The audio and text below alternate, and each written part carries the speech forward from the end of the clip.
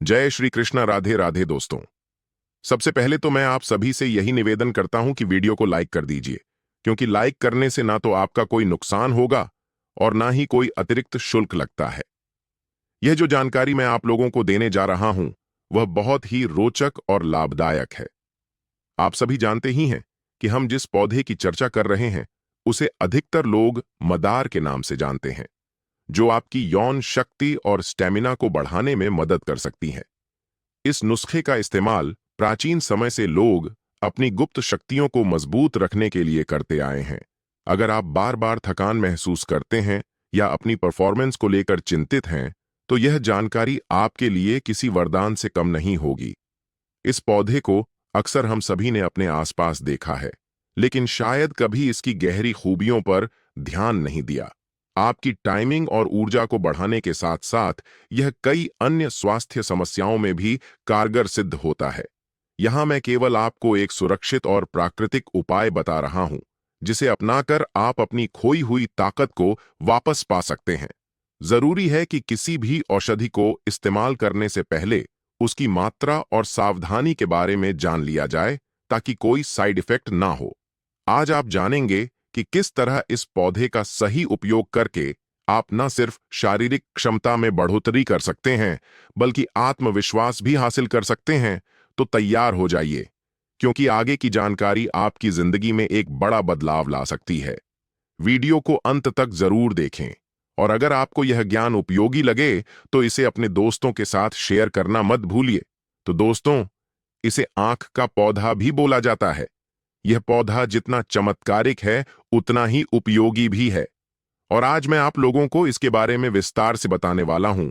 इस पौधे की धार्मिक महत्ता भी है और आयुर्वेदिक गुण भी इतने हैं कि आप सुनेंगे तो दंग रह जाएंगे। कई बार हमारे बड़े बुजुर्गों ने इस पौधे के चमत्कारिक प्रभावों के बारे में बताया भी होगा, लेकिन धीरे धीरे यह सारी बातें हम भूलते जा रहे हैं। मैं इसी जानकारी को फिर से आप तक पहुंचाने के लिए प्रयासरत हूं, ताकि अधिक से अधिक लोग इसका लाभ ले सकें। दोस्तों, आपने देखा होगा कि भगवान शंकर को मदार के पुष्प विशेष रूप से चढ़ाए जाते हैं। ऐसा माना जाता है कि यह पौधा भगवान शंकर को बेहद प्रिय है। हमारे यहाँ यह विश्वास प्रचलित है कि यह पौधा अनंत चमत्कारिक शक्तियों से भरा हुआ है। आपको जानकर हैरानी होगी कि इस पौधे की जड़ से लोग भगवान गणेश जी की आकृति भी तैयार कर लेते हैं, जिसे बनाने के बाद बाजार में ऊंचे दामों पर बेचा जाता है।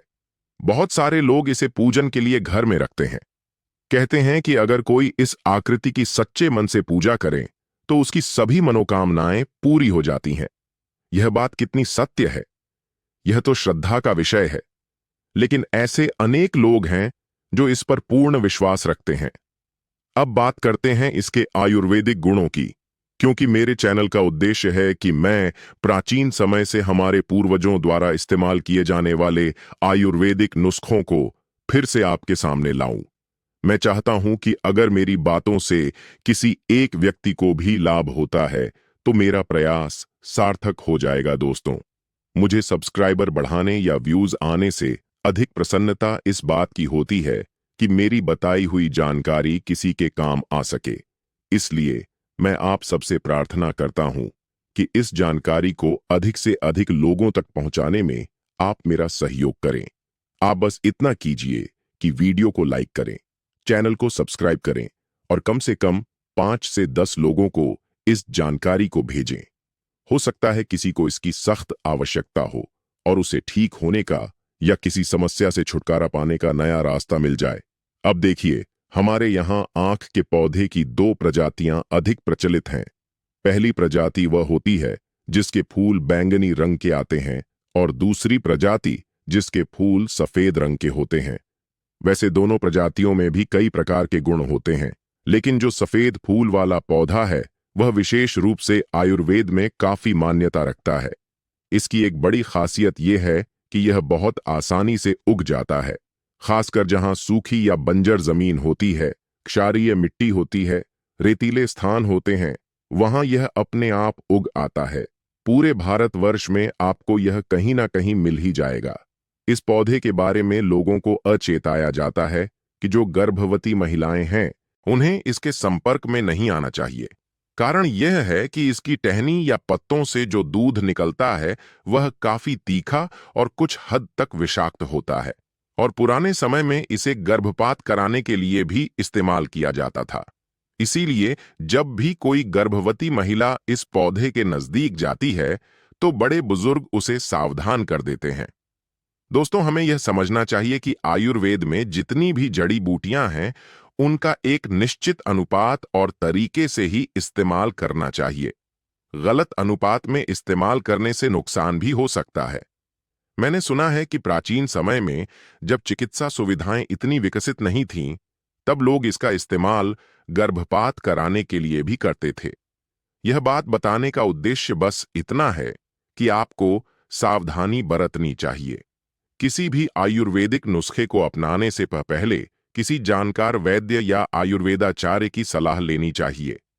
अब इसका एक दूसरा पहलू भी है कि यह पौधा अपने एंटी फंगल गुणों के लिए प्रसिद्ध है। इसका प्रयोग अस्थमा जैसी बीमारियों में, त्वचा संबंधी रोगों में और यहां तक कि पेचिश के इलाज में भी किया जाता रहा है। मुझे कई ऐसे लोग मिले हैं जिन्होंने इस पौधे का उपयोग करके फंगल इन्फेक्शन को ठीक किया है। अब मैं आपको विस्तार से बताऊंगा कि इसका प्रयोग किस तरह और किस समस्या में किया जा सकता है। लेकिन एक बार फिर निवेदन कर दूं कि किसी भी नई औषधि या जड़ी बूटी को टेस्ट करने से पहले किसी विशेषज्ञ से सलाह जरूर लें। मैं आपको एक एक करके समझाता हूं। सबसे पहली समस्या जो आजकल हर घर में दिखने लगी है वह है जोड़ों का दर्द, गठिया, आर्थराइटिस वगैरह। हमारे घर के बड़े बुजुर्ग या जो लोग उम्र दराज हो गए हैं उन्हें यह समस्या बहुत आम हो गई है। लेकिन शहर में रहने वाले युवाओं को भी कई बार कम उम्र में यह दिक्कतें शुरू हो जाती हैं। इसका एक बड़ा कारण हमारी जीवन शैली भी है। लेकिन अगर आप आयुर्वेद की शरण में जाना चाहते हैं तो मदार के पौधे के पत्ते बहुत ही कारगर साबित हो सकते हैं। करना क्या है, आपको इसके ताजे और हरे पत्ते लेने हैं जो चौड़े आकार के होते हैं। फिर उन्हें तवे पर मध्यम आंच पर हल्का गर्म करना है। चाहे तो आप उस पर थोड़ा सरसों का तेल भी डाल सकते हैं ताकि पत्ते जले नहीं। इसके बाद यह गर्म किए हुए पत्ते आपको सीधे उस स्थान पर बांधने हैं जहां दर्द है।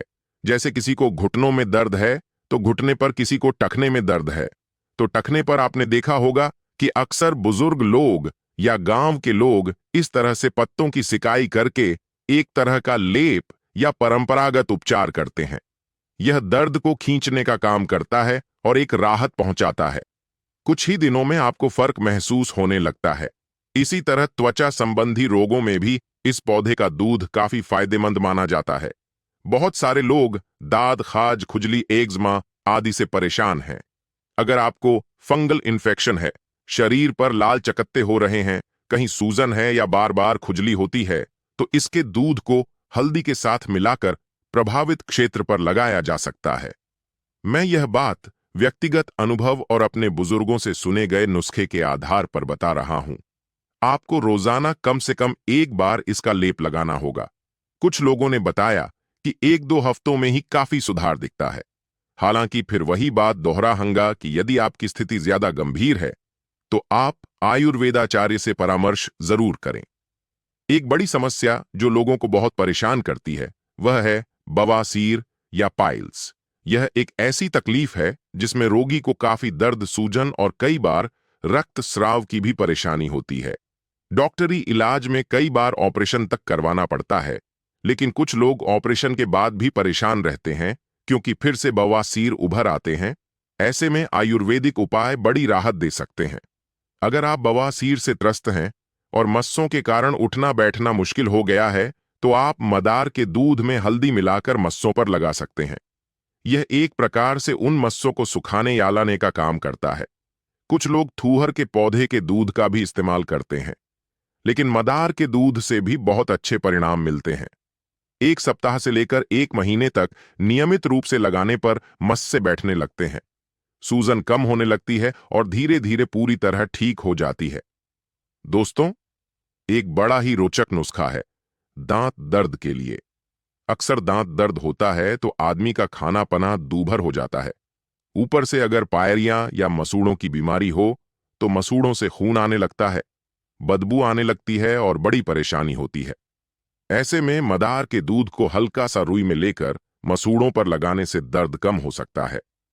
पुराने जमाने में गांव में कोई डॉक्टर उपलब्ध नहीं होता था, तब लोग ऐसे ही नुस्खे अपनाते थे, लेकिन सावधानी भी रखनी चाहिए कि इसे अधिक मात्रा में ना लगाएं, क्योंकि इसका दूध तीखा होता है।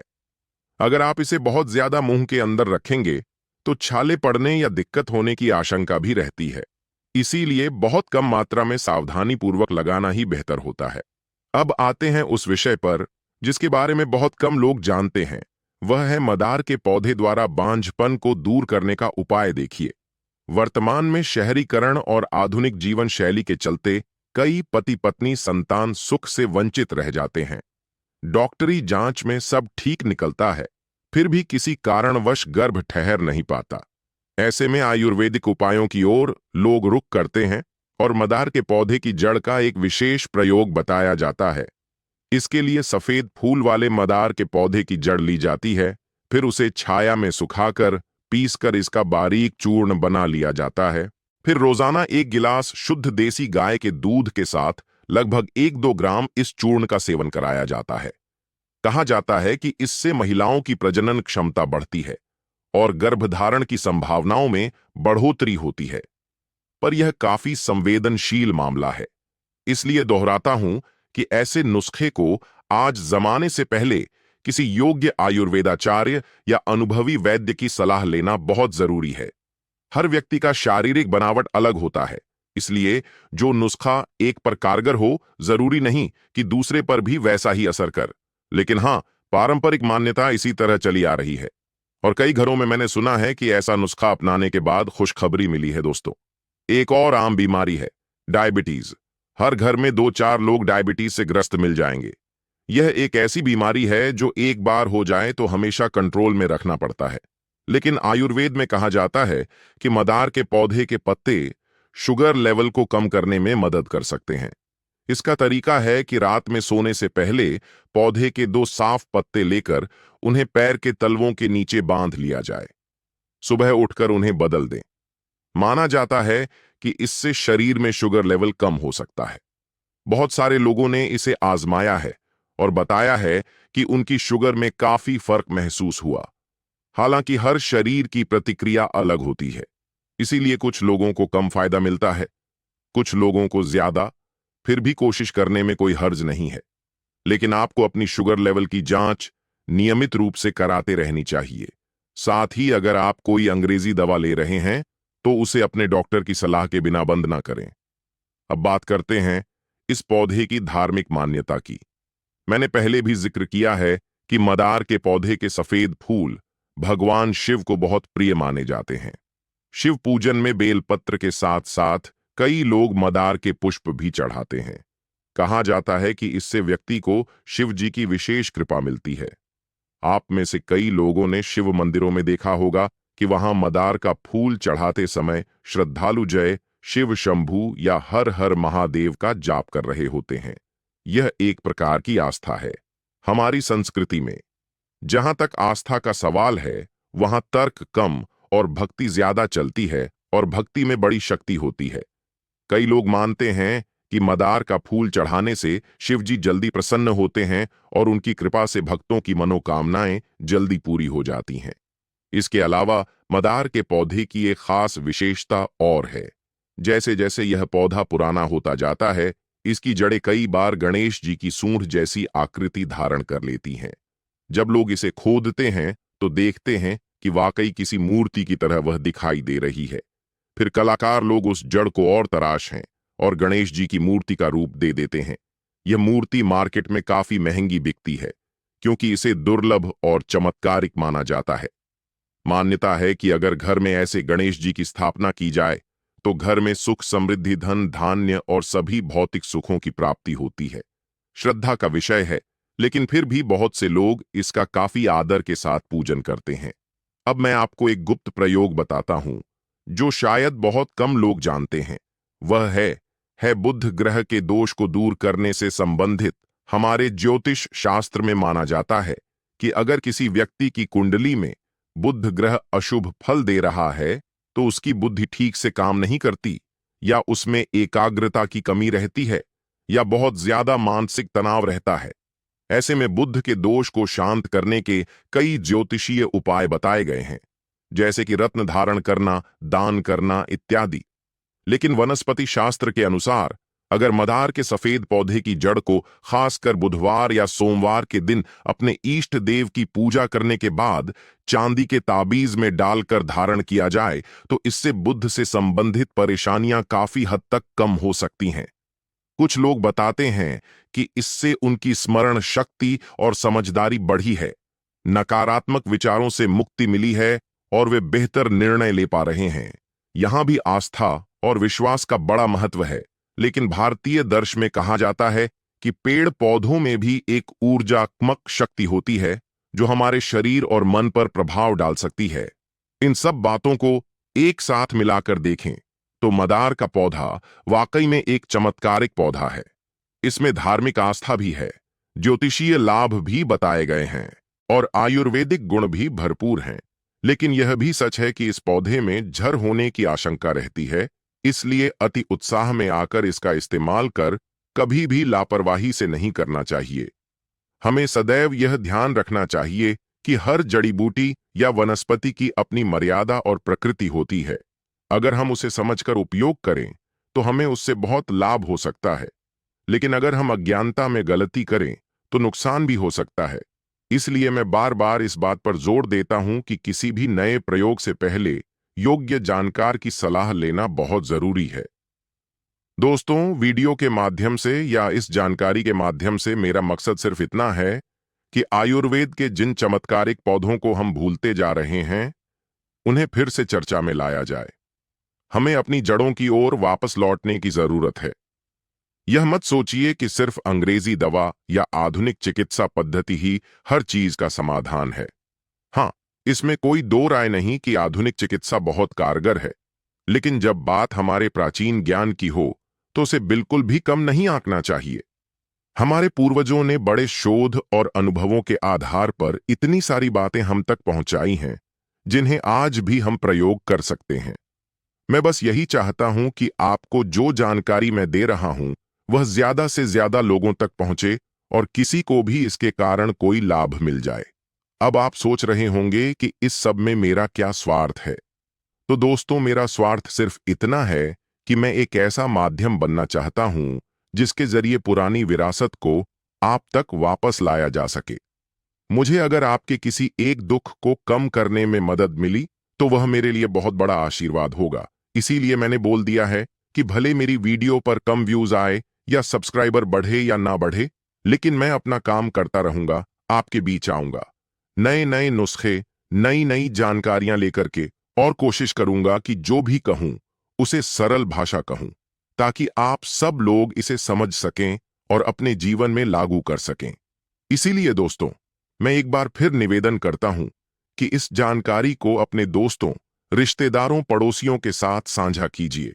हो सकता है किसी को जोड़ों के दर्द से छुटकारा चाहिए हो, किसी को बवासीर की समस्या हो, किसी को दांत दर्द से जूझना पड़ रहा हो, या किसी को त्वचा संबंधी कोई पुरानी तकलीफ हो।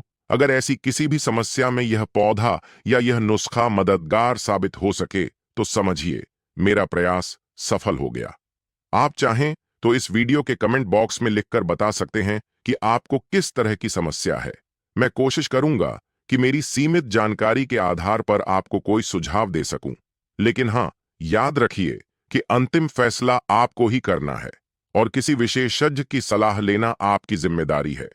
अब एक बात और बताना चाहूंगा, जो मैं वीडियो में अक्सर बोलता हूं, जब भी आप मदार या इस तरह के किसी भी जड़ी बूटी वाले पौधे का उपयोग करें तो एक बार मन में भगवान का स्मरण जरूर करें। हो सकता है आप किसी विशेष ईश्वर को मानते हो या प्रकृति को ही ईश्वर मानते हो, लेकिन जब आप उस वनस्पति को एक दवा के रूप में प्रयोग कर रहे हैं, तब मन में उसके प्रति सम्मान और कृतज्ञता का भाव होना चाहिए। हमारे आर्ष ने कहा है कि यह पेड़ पौधे भी सजीव हैं, इनकी अपनी चेतना है, यह हमारे लिए इतने लाभदायक हैं, तो क्या हमें इनके प्रति धन्यवाद नहीं अर्पित करना चाहिए? यह सब बातें बहुत छोटी लगती हैं, लेकिन वास्तव में हमारे मन में जब श्रद्धा और सम्मान का भाव होता है तो प्रकृति भी हमें उतना ही सकारात्मक फल देती है। यह मेरा निजी अनुभव और विश्वास है। आप चाहे तो इसे अपना सकते हैं या सिर्फ जानकारी के तौर पर ले सकते हैं। इतनी देर मैंने आपको मदा पौधे के बारे में बताया। अब एक बार फिर से उसका संक्षिप्त सार बताता हूं। यह पौधा उष्ण जलवायु वाले स्थानों में आसानी से उगाता है। इसके दो प्रकार हैं।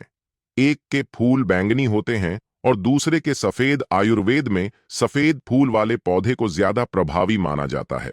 यह कई तरह की बीमारियों में काम आता है, जैसे अस्थमा, त्वचा के रोग, बवासीर, दांत दर्द, गठिया इत्यादि। इसका दूध जरा खतरनाक माना जाता है क्योंकि इससे गर्भपात तक हो सकता है। इस कारण गर्भवती महिलाओं को इससे दूर रहने की सलाह दी जाती है। धार्मिक दृष्टि से यह पौधा भगवान शंकर और गणेश जी से जुड़ा हुआ है। शिव जी को इसके फूल प्रिय हैं और इसकी जड़ से गणेश जी की आकृति बनाई जाती है। ज्योतिषीय मान्यता है कि इसकी जड़ को धारण करने से बुध ग्रह के दोष कम हो सकते हैं। कुल मिलाकर यह एक बहुआयामी उपयोगिता वाला पौधा है। जब आप इसका इस्तेमाल करें तो शुरुआत कम मात्रा से करें। देखें कि आपके शरीर पर इसका क्या प्रभाव पड़ता है। कभी कभी कुछ लोगों को इससे एलर्जी भी हो सकती है। अगर ऐसा हो तो उपयोग बंद कर दें।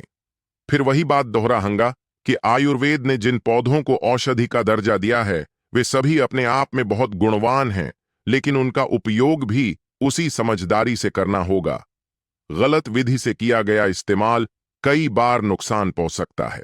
इसीलिए पुराने जमाने में घर घर में कोई ना कोई ऐसा बुजुर्ग होता था जो इन पौधों की खूबियों और खामियों को जानता था। आज के द्वार में हमें फिर से उन जानकारियों को सीखने की जरूरत है। आप चाहे तो इस पौधे का एक छोटा सा हिस्सा अपने घर के आंगन में या गमले में भी लगा सकते हैं। कुछ लोग मानते हैं कि इससे घर में नकारात्मक ऊर्जा प्रवेश नहीं करती। यह थोड़ा सा आध्यात्मिक पहलू भी है। वैसे घर में आपको एक सावधानी रखनी होगी कि बच्चे या गर्भवती महिलाएं इसके दूध के संपर्क में ना आएं। लेकिन अगर आप इसे सुरक्षित रूप से रखते हैं और समय समय पर इसके दूध को किसी भी उपयोग के लिए सावधानी पूर्वक लेते हैं तो यह आपके लिए एक अच्छा प्राकृतिक उपाय का स्रोत बन सकता है। मैंने कई बार देखा है कि जिन लोगों को अक्सर ब्रोंकाइटिस या अस्थमा जैसी परेशानी रहती है वे मदार की सूखी पत्तियों का धुआं भी कभी कभी लेते हैं।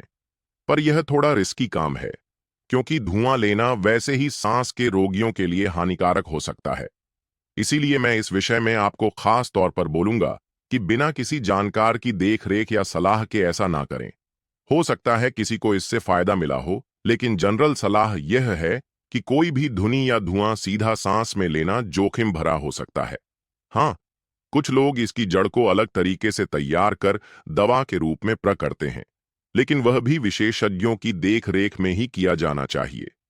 कई बार लोग मुझसे पूछते हैं कि अगर मदार का दूध इतना लाभकारी है तो क्या हम इसे सीधे पी सकते हैं। मैं साफ तौर पर मना करता हूं, क्योंकि यह दूध जहरीला भी हो सकता है। इसका सीधा सेवन बिल्कुल नहीं करना चाहिए।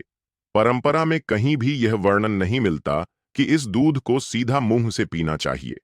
हाँ, किसी विशेष जड़ी बूटी के साथ मिलाकर इसका प्रसंस्करण करने के बाद कोई वैद्य अगर कहता है तभी उसकी अनुमति से थोड़ा बहुत लिया जा सकता है।